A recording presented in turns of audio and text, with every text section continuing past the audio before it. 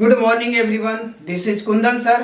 और आज एक बार फिर से क्वेश्चन टैग के एक नए समस्या के समाधान के साथ। तो जैसा कि आपको बताया जाता है कि क्वेश्चन टैग में क्वेश्चन टैग को बनाते समय हम लोगों को बैलेंस करना होता है। और बैलेंस कैसे करते हैं? तो अगर मेन क्लॉज पॉजिटिव होता है तो क्वेश्चन टैग नेगेटिव में बनाया जाता है, और मेन क्लॉज यदि नेगेटिव होता है तो क्वेश्चन टैग पॉजिटिव में बनाया जाता है। लेकिन कभी कभी ये हो जाता है कि उसी सेंटेंस में, मेन क्लॉज के सेंटेंस में कुछ ऐसे वर्ड दे दिए जाते हैं, कुछ ऐसे नेगेटिव वर्ड दे दिए जाते हैं जिन्हें आसानी से पहचानना बड़ा मुश्किल हो जाता है। तो आइए कुछ ऐसे वर्ड, जैसे कि यहाँ पे दिया हुआ सम ऑफ द नेगेटिव और सेमी नेगेटिव पार्टिकल्स।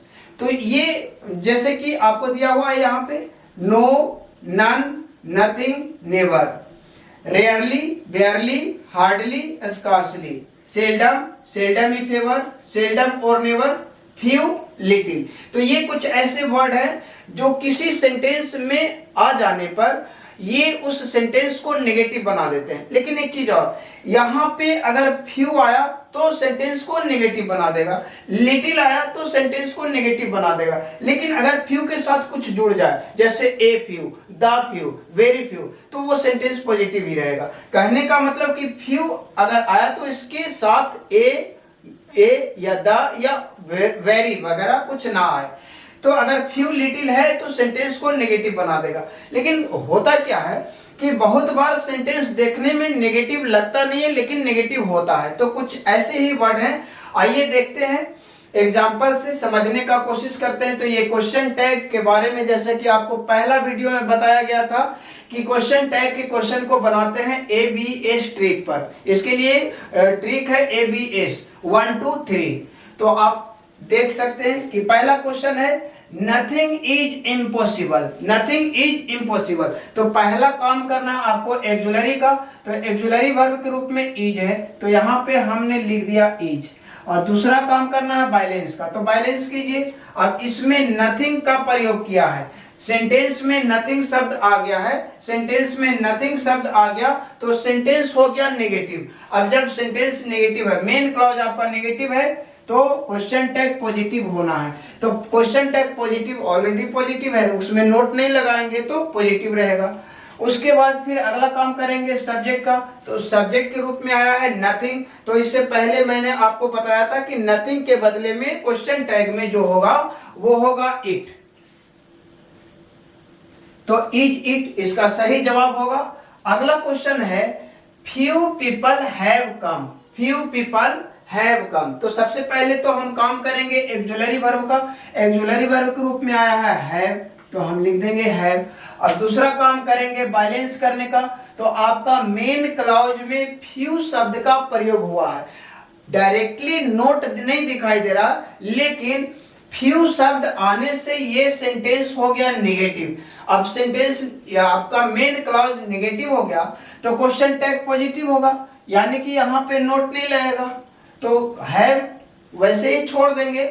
उसके बाद तीसरा काम करेंगे सब्जेक्ट का। सब्जेक्ट के रूप में आया है फ्यू पीपल। पीपल का मतलब एक से अधिक व्यक्ति का बोध करा रहा है, एक से अधिक पर्सन का बोध करा रहा है। तो यहाँ पे पीपल के लिए दे का प्रयोग करेंगे, एप्रोप्रिएट प्रोनाउन। अगला क्वेश्चन है नो प्रॉब्लम इज इंसॉल्युबल। तो यहाँ पे सबसे पहले एक्जुलरी का काम करेंगे। एक्जुलरी के रूप में आया है इज, तो इज हो गया। उसके बाद दूसरा काम करेंगे बैलेंस करने का। तो बैलेंस करेंगे, देखिए आपको सब्जेक्ट के रूप में आया है नो प्रॉब्लम। अब सेंटेंस में नो का प्रयोग हो गया है तो सेंटेंस हो गया ये आपका नेगेटिव, तो इधर में आपका रहेगा पॉजिटिव, तो यहाँ पे नोट नहीं लगाएंगे। उसके बाद अगला काम है सब्जेक्ट का। सब्जेक्ट के रूप में है प्रॉब्लम, तो प्रॉब्लम को आप इट में चेंज कर सकते हैं। नेक्स्ट अगला क्वेश्चन है Mohini बेयरली asks any question. Mohini बेयरली asks any question. तो आइए देखते हैं इसको। सबसे पहले हमको बनाना है एक्जुलरी का काम करना है। इस सेंटेंस में एक्जुलरी वर्ब डायरेक्टली दिखाई नहीं दे रहा, लेकिन यहाँ V5 प्रयोग होने से इतना पता चल गया कि ये प्रेजेंट इंडेफिनिट का सेंटेंस है और प्रेजेंट इंडेफिनिट में एक्सुलरी के रूप में डू या डज होता है। तो मोहिनी के अकॉर्डिंग यहाँ पे हम ले लेंगे फिलहाल डज का प्रयोग कर लेंगे। उसके बाद बैलेंस करेंगे, तो बैलेंस करेंगे आपका मेन क्लॉज जो है उसमें बेयरली शब्द का प्रयोग किया है। तो मेन क्लॉज में बेयरली, अब जैसे ही आपको दिखाई दिया बेयरली तो सेंटेंस हो गया नेगेटिव। अब जब आपका मेन क्लॉज नेगेटिव है तो क्वेश्चन टैग पॉजिटिव होना चाहिए, तो यहाँ पे नोट का प्रयोग नहीं करेंगे, तो बैलेंस हो गया। उसके बाद अगला काम है सब्जेक्ट का। सब्जेक्ट के रूप में आया है मोहिनी, तो मोहिनी के लिए सब्जेक्ट होगा एप्रोप्रिएट प्रोनाउन सी। अगला क्वेश्चन, बहुत बड़े दिग्गज का नाम मैं लेने जा रहा हूं और उनके आशीर्वाद से मुझे ये चेतना आया कि मैं उनका नाम लूं और उनके द्वारा मैं आपको उनके नाम के सहारे आपको एक एग्जाम्पल समझाने का कोशिश करूं।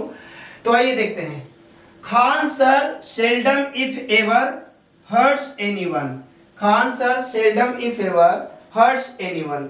तो सबसे पहले हम लोगों को जो बनाना है वो है एक्सुलरी वर्ब। एक्सुलरी वर्ब, इसमें यहाँ पे आपको जो सेंटेंस दिया हुआ है उसमें V5 का प्रयोग किया है, यानी कि प्रेजेंट इंडेफिनिट का प्रयोग। फिर से एक बार, तो प्रेजेंट इंडेफिनिट का जो एक्सुलरी वर्ब होता है वो होता है डू या डज। तो खान सर के अकॉर्डिंग यहाँ पे हम प्रयोग करेंगे डज का। उसके बाद दूसरा काम करेंगे बैलेंस करने का। तो बैलेंस करेंगे, आपका मेन क्लॉज में सेल्डम इफ एवर का प्रयोग किया है और अगर सेल्डम इफ एवर किसी सेंटेंस में प्रयोग में आ जाए तो इसका मतलब हो गया कि वो सेंटेंस नेगेटिव हो गया। अब जब सेंटेंस नेगेटिव हो गया, आपका मेन क्लॉज नेगेटिव, तो क्वेश्चन टैग पॉजिटिव, तो क्वेश्चन टैग में पॉजिटिव ऑलरेडी है, इसमें नोट नहीं लगाएंगे। उसके बाद एक्सुलरी का काम हो गया, बैलेंस हो गया। उसके बाद अगला काम करेंगे सब्जेक्ट का। सब्जेक्ट के रूप में आया है खान सर, तो खान सर के लिए एप्रोप्रिएट प्रोनाउन ही। तो इस तरह से आप देख सकते हैं बहुत ही आसानी से इसको याद करके और इस तरह के सेंटेंस को इजीली क्रैक कर सकते हैं। फिर मिलेंगे अगले वीडियो में, तब तक के लिए बहुत बहुत धन्यवाद। Thank you so much. Have a nice day. जय हिंद।